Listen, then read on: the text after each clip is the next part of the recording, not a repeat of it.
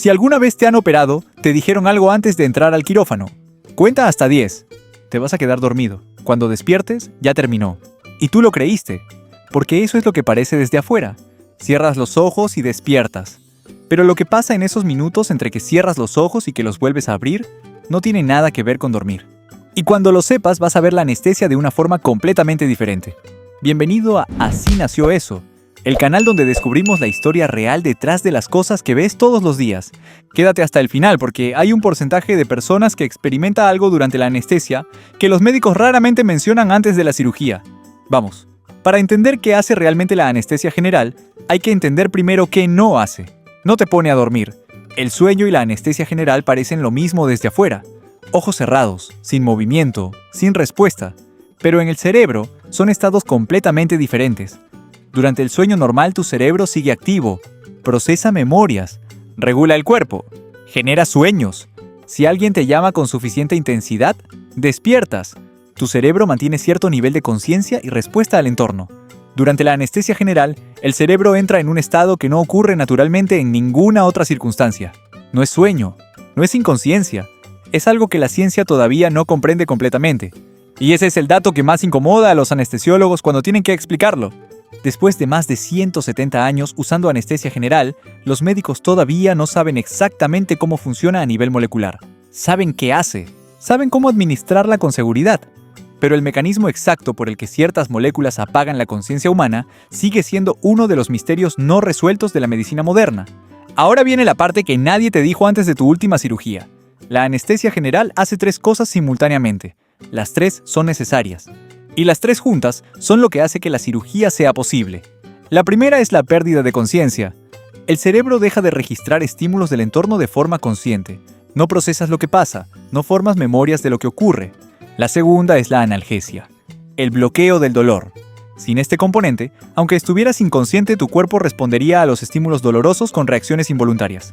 La tercera es la parálisis muscular, y aquí es donde casi todo el mundo se detiene cuando lo escucha por primera vez.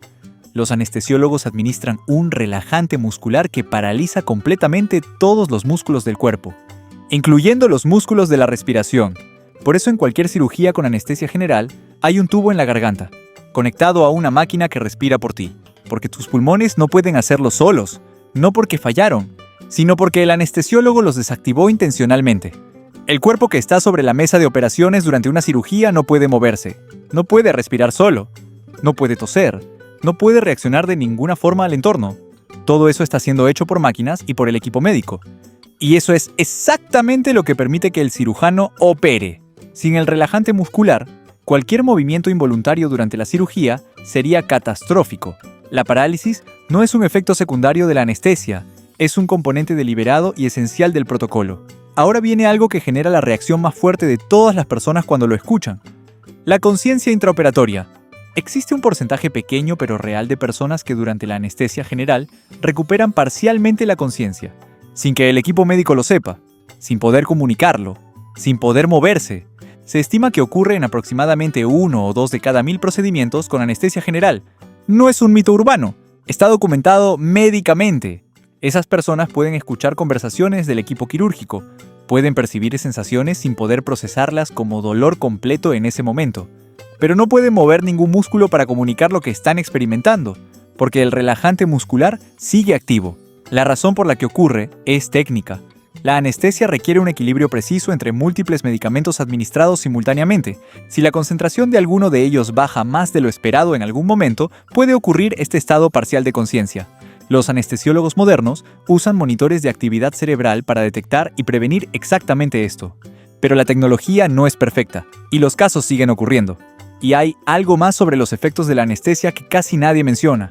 El 22% de las personas reporta haber tenido sueños durante la anestesia general. No deberían poder soñar. La anestesia está diseñada para suprimir exactamente ese tipo de actividad cerebral, pero ocurre. Y la explicación más aceptada es que ocurre durante las fases de entrada o salida de la anestesia, cuando el nivel de medicamento está transitando entre estados.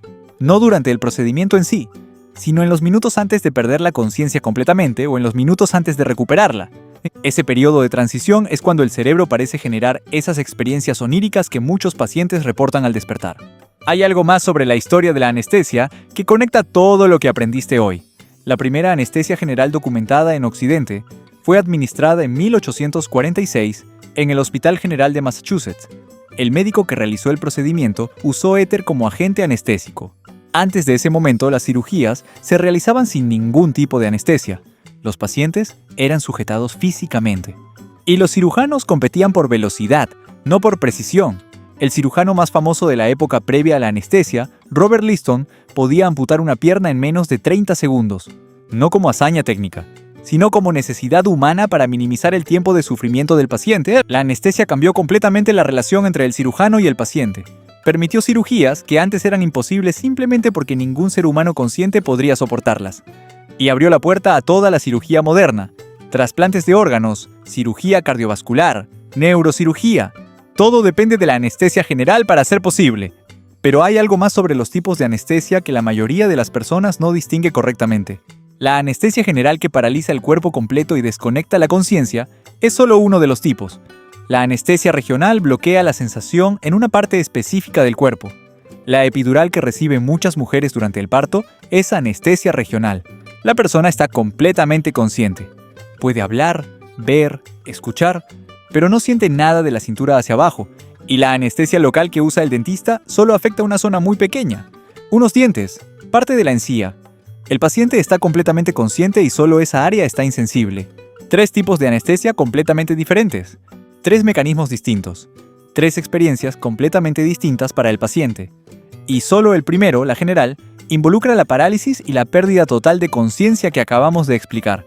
Y hay algo sobre los efectos posteriores a la anestesia que vale la pena entender.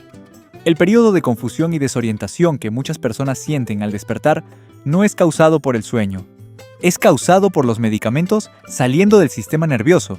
El cerebro está reactivando sistemas que estaban completamente desconectados. Y ese proceso no es instantáneo ni ordenado. Diferentes partes del cerebro se reactivan a velocidades distintas. La memoria a corto plazo puede tardar horas en funcionar normalmente.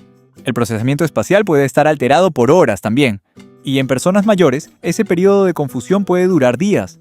A eso se le llama disfunción cognitiva postoperatoria. Y es mucho más común de lo que los equipos médicos suelen mencionar antes de una cirugía. Y hay un último dato que cierra todo perfectamente. El anestesiólogo es el especialista menos visible en cualquier cirugía. El paciente conoce al cirujano, habla con él antes de la operación y agradece al cirujano después. Pero el anestesiólogo es quien mantiene al paciente vivo durante todo el procedimiento. Monitorea constantemente la presión arterial, la frecuencia cardíaca, la saturación de oxígeno, la actividad cerebral y los niveles de todos los medicamentos simultáneamente. Ajusta dosis en tiempo real según cómo responde el cuerpo. Y es quien toma las decisiones de emergencia si algo sale mal durante la cirugía. La frase que usan muchos anestesiólogos para describir su trabajo es esta: 99% de aburrimiento y 1% de terror puro. La mayor parte del tiempo todo va según el plan.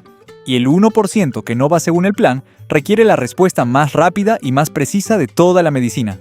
La próxima vez que alguien te diga que la anestesia es como quedarte dormido, ya sabes exactamente qué tan imprecisa es esa descripción. No es dormir. Es un estado artificialmente inducido de inconsciencia, parálisis y ausencia de dolor simultáneos. 3 sistemas del cuerpo desconectados al mismo tiempo por medicamentos que la ciencia todavía no comprende completamente a nivel molecular, y mantenidos en equilibrio preciso por un especialista durante toda la cirugía. ¿Te han operado? ¿Recuerdas algo del momento antes de perder la conciencia? Cuéntame en los comentarios. Dale like y suscríbete a Así Nació Eso. Activa la campana para que no te pierdas el próximo. Aquí cada video toma algo cotidiano que ves sin pensar y te cuenta la historia real que tiene detrás. Una historia que nadie te había contado. Nos vemos en el próximo video.